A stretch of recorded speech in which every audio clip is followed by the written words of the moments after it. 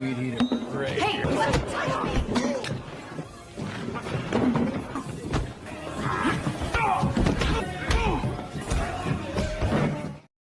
The movie begins by showing the release of a murder convict named John. After spending 4 years in prison, this muscular man was finally paroled thanks to someone's request. The murder was actually not John's will, because at that time he was only defending himself from people who were evil to him. But the name of the punishment must still be carried out, especially since John cannot prove that the incident was solely in defense of himself. John, who seems very sorry for his actions, is now trying to turn over a new leaf. He will always maintain his attitude because in his parole period, the police will continue to monitor him. Then John, who lives alone, returns to rent and works as a construction worker in a contracting company that has a very fierce supervisor. After working all day, John hangs out at a cafe, and we are shown with a beautiful bartender who is always flirted with by young men. Weed eater. Great. Hey!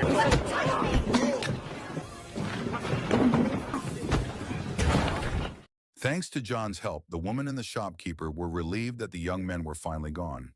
And because of this action, John was offered a job to become cafe security. Of course, John immediately accepted it to make it a side job. The bartender named Frankie was also relieved because she would be safe from the people who always teased her. Over time, John's tireless work became a positive point for his parole period because John could coexist well in the community. Hey! Settle down.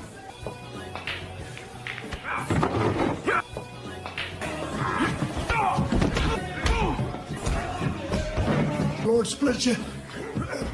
Seeing the actions taken by John, Frankie's friend, who is a talent scout in the field of street fighting, intends to recruit him, but unfortunately, John flatly refused the offer. The next day, John was met by the person who had released him from his supposed 7-year sentence, where the woman named Veronica is the wife of the person John had killed. The reason for releasing John was none other than because Veronica needed money for her daughter, who had to undergo heart transplant surgery. She also hoped John could help her pay for the operation of $250,000. Of course, listening to the very large nominal John, who wanted to help, was confused because even though he worked from morning to morning, he couldn't possibly get that much money in a short time. When he got his paycheck from the cafe, Frankie was surprised because John was depressed rather than grateful. Then John asked that he be reunited with Frankie's friend who was a promoter before, because for John, being a boxer was the fastest way to get a lot of money. Story short, John met Frankie's friend named Reno, and after mentioning the purpose of his arrival, Reno also showed the type of match that John had to do.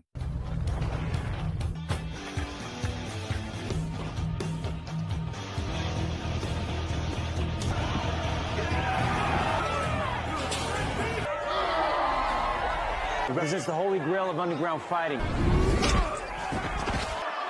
Oh, thanks. At first, John thought Reno was an official boxing promoter, but because he just found out the match in question was a street fight, John immediately refused because he did not want to fight fisticuffs without rules. Then Reno convinced John that he and Frankie could make John a lot of money if he wanted to do a fight like this. But John did not want to take the risk if the match made him languish again in prison, and afterwards John went to see Veronica.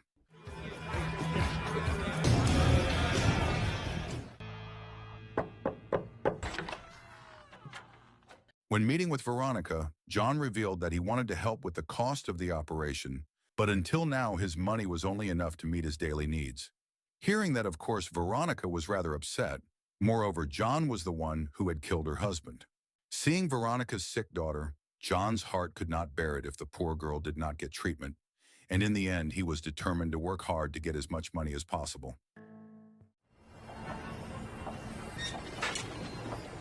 The next day, John was scolded by the building superintendent because John was not good at doing his job. And in the end, he was very upset and fired John without even considering it. Seeing the superintendent had a heart attack, John tried to give him first aid, and thanks to this help, the superintendent was finally helped and could undergo treatment. But even so, John had to be able to accept the decision of the superintendent who had made him unemployed. In the evening, John, who didn't know what to do, Watch the street fight action that had been promoted by Reno and Frankie.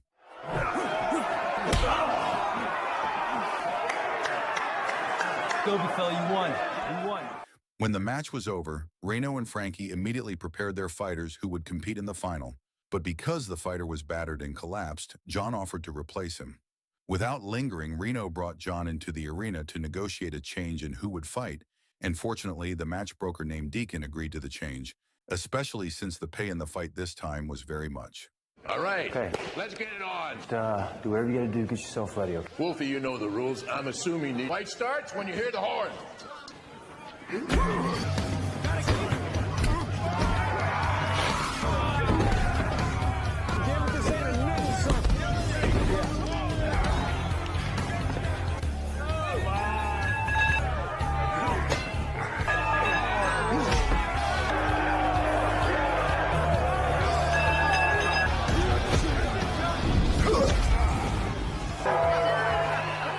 John won after attacking his opponent's chest to the point that he could not get up, and with this victory, John finally officially became a street fighter under Reno and Frankie. John also hopes that with this new job, he can earn money and help his daughter, Veronica.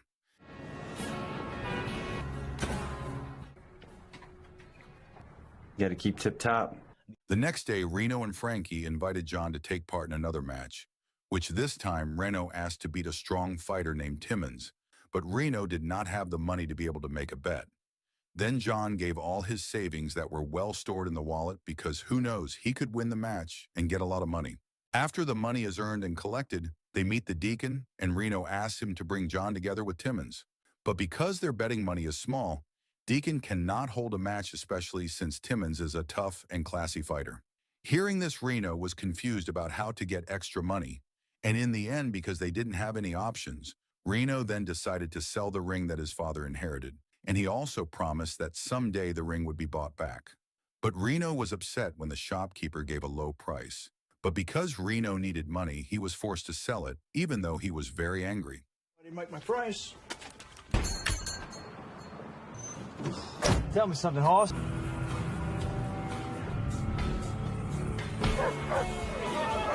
Because the money is still not enough, they go to the match that is usually held at the dock. With the money he has, Reno challenges the ship's boss to pit their champions, but instead of being interested, the man named Nestor collects Reno's debt, which has not been paid for 2 years. Then suddenly John also said the same words to challenge Nestor to immediately hold a match, which if John won, he asked Nestor to release Reno's debt, and if John lost not only the money obtained by Nestor, John also wanted to help him kill Reno. Hearing the offer, Nestor agreed and immediately held the match. Come on, John. Let's go. Come on, John, you got it. He's nothing. Oh! Are you ready? Get up!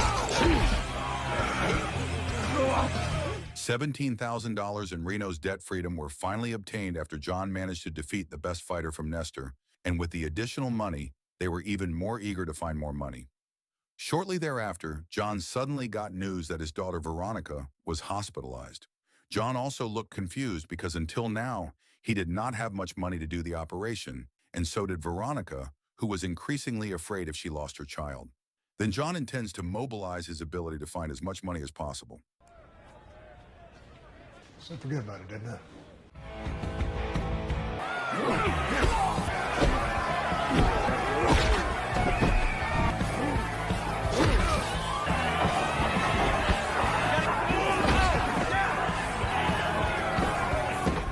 After doing a lot of fighting, they only need another $100,000 to compete against Timmons.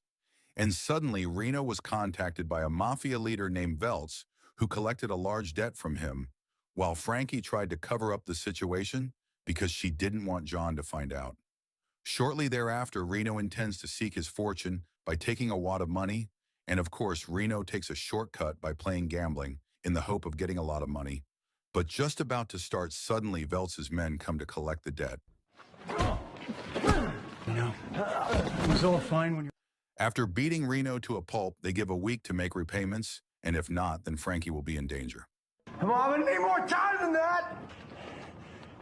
The next day, Reno held another match against Nestor, all of which he did to pay off his debt to Veltz because, At all costs, Reno did not want his beloved Frankie to become the target of Veltz's anger.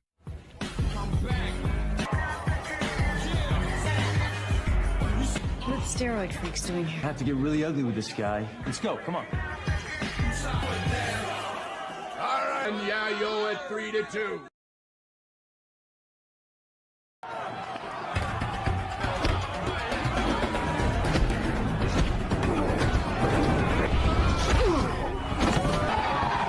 Can't stop.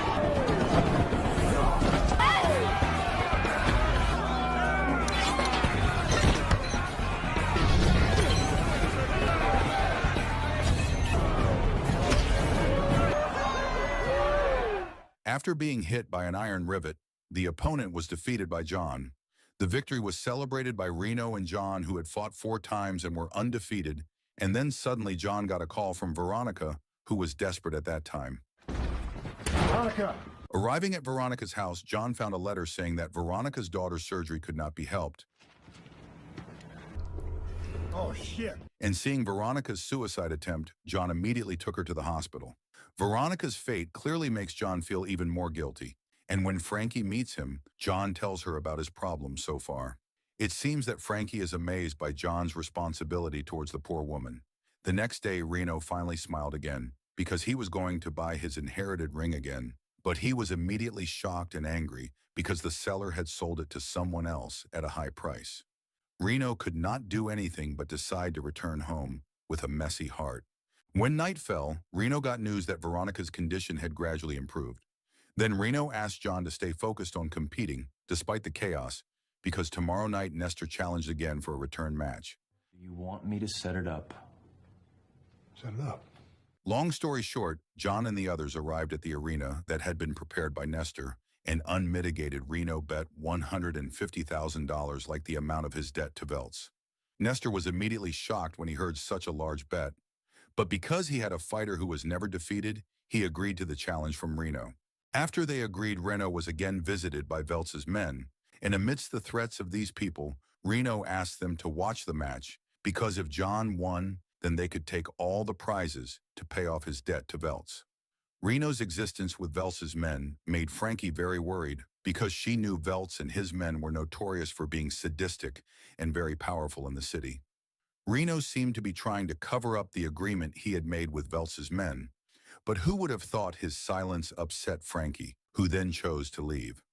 Likewise with John, he was curious about what happened to his 2 friends, but because the match was about to start, Reno invited John to get ready.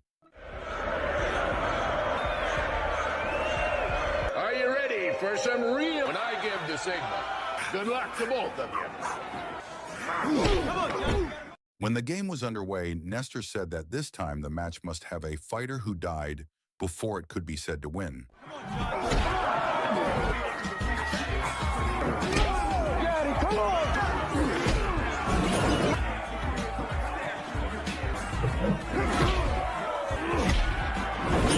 It fits harder than that.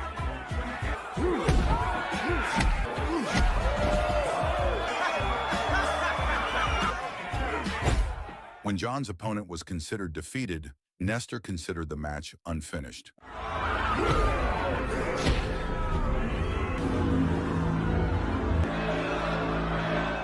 Seeing Nestor, who had not stopped the game, John chose to stop fighting because he did not want to have to kill his opponent, and as a result of that action, made John finally declared defeated.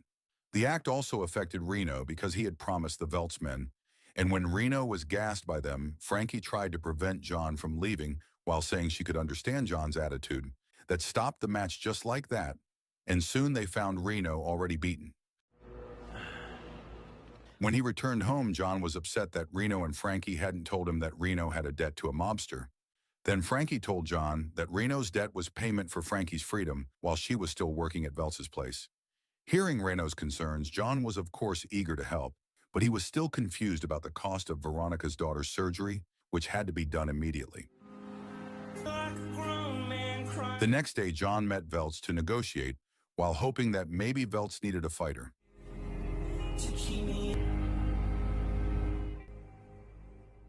When he met Veltz, John just found out that the head of the mafia was also the head of the construction company where he used to work. Then Veltz thanked John for saving the life of the building superintendent, who turned out to be his son-in-law. John did not think that everything could be coincidental like this, and as a form of reciprocation, Veltz told John to freely ask him for anything. When Veltz insisted, John finally asked for the cost of his daughter Veronica's surgery and also asked that Reno be released from his debts. Hearing these two requests, Veltz certainly could not afford it, but in the end, John only asked Veltz to release Reno's debts and let his fight with Timmons determine whether he could help pay for his daughter Veronica's surgery or not. Story short, John is getting ready to leave Reno's house to continue his life after facing Timmons later. And not long after Reno suddenly came after his debt to Veltz had been paid off. He also looked confused in what way to thank John. And afterwards, Frankie, who came there, reported that Timmons had responded to their challenge. In the end, John's match against Timmons was finally held. And special for this fight, Dukan will not give any rules. Start the fight when I get the... Come on, John. John, your hands up. Going outside of the ring, John. You gotta take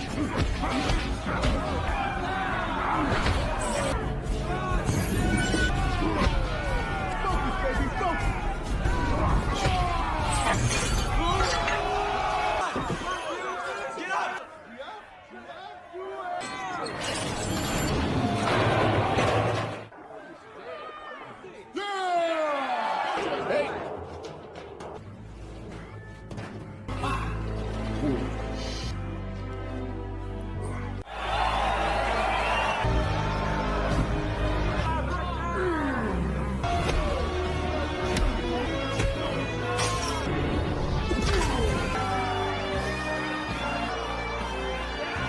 The punches were delivered by John to cover his struggle, as well as his career in street fighting.